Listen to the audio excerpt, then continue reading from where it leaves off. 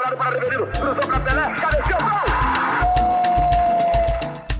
Antes de existir internet, redes sociais e antes do mundo ser globalizado, o menino brasileiro já era conhecido nos 4 cantos do planeta.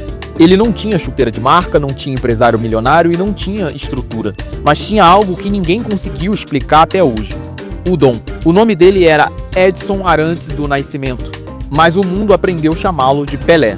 O único jogador na história a conquistar 3 Copas do Mundo, o homem que transformou o futebol em um espetáculo, o atleta que virou rei, sem nunca ter usado uma coroa. Gostaria de te pedir para deixar o like, curtir e comentar este vídeo, pois estamos batendo a meta de 1000 inscritos. Por isso, se você puder compartilhar com seus amigos e familiares, você vai estar ajudando o canal Biografia Narrada a crescer e nós continuaremos trazendo mais histórias que mudaram o mundo. Fique agora com o vídeo de Pelé.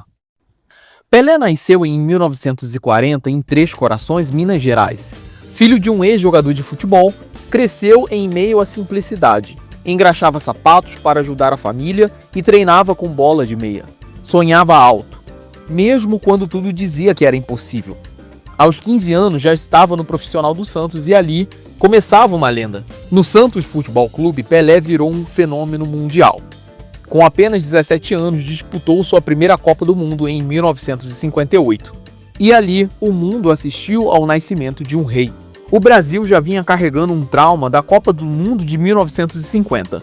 O país tinha medo de sonhar. E no meio daquele elenco, havia um garoto de apenas 17 anos, calado, tímido, desconhecido para o mundo. Seu nome, Pelé. Ele começou a Copa lesionado, ficou fora das 2 primeiras partidas, mas quando entrou em campo, algo mudou. Nas quartas de finais, contra o país de Gales, marcou o gol da vitória, um giro rápido dentro da área e frieza de um veterano. Na semifinal, contra a França, ele fez um hat-trick, 3 gols em uma semifinal de Copa do Mundo com 17 anos. Mas o momento que eternizou Pelé aconteceu na final contra a Suécia. Diante do estádio lotado, ele aplicou um chapéu no zagueiro dentro da área e finalizou com categoria. Não era apenas um gol, era o nascimento de um ícone. O Brasil venceu por 5-2 aquela final e ali o menino chorou nos braços dos companheiros e o mundo conheceu o rei.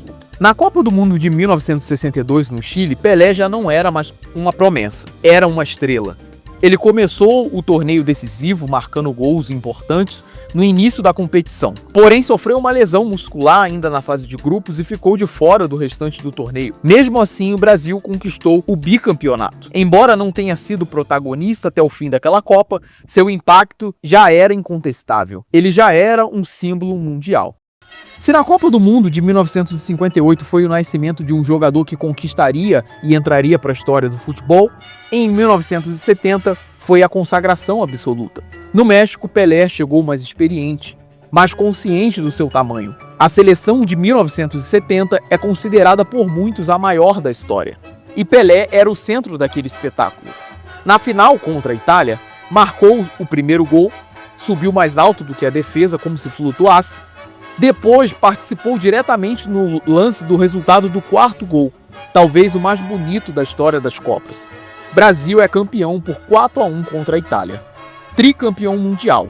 Naquele momento, Pelé deixou de ser apenas um jogador e virou um símbolo definitivo do futebol arte. E até hoje é o único atleta a conquistar 3 Copas do Mundo como jogador. Como todo atleta, o tempo começou a cobrar o seu preço. Lesões começaram a aparecer, a intensidade dele diminuiu e o corpo não respondia como antes. Em 1977, aos 37 anos, Pelé se despediu dos gramados. Mas diferente de muitos, ele não saiu diminuído, saiu consagrado. Pelé não foi apenas um jogador, ele foi o primeiro atleta global da história moderna que levou o nome do Brasil para lugares onde ninguém sabia sequer apontar o país no mapa. Foi um símbolo de união em tempos de Guerra Fria e recebido por reis, presidentes, líderes mundiais. Transformou o futebol em linguagem universal. Para muitos, ele não é o maior do Brasil, ele é o maior de todos os tempos. No dia 29 de dezembro de 2022, aos 82 anos, Pelé faleceu em São Paulo. Vítima de complicações decorrentes de um câncer de cólon, o mundo parou. Estádios fizeram homenagem, jogadores choraram, chefes de estado enviaram mensagens. Mas reis nunca morrem, eles viram história. Pelé deixou mais de 1000 gols, 3 Copas do Mundo e algo que número nenhum mede: a certeza de que um menino pobre pode se tornar eterno. Se você viveu a era de Pelé, comente aqui qual a lembrança que marcou a sua vida. E se você acredita que histórias como essa merecem ser eternizadas, inscreve-se no canal Biografia Narrada, porque aqui contamos histórias que o tempo não pode apagar.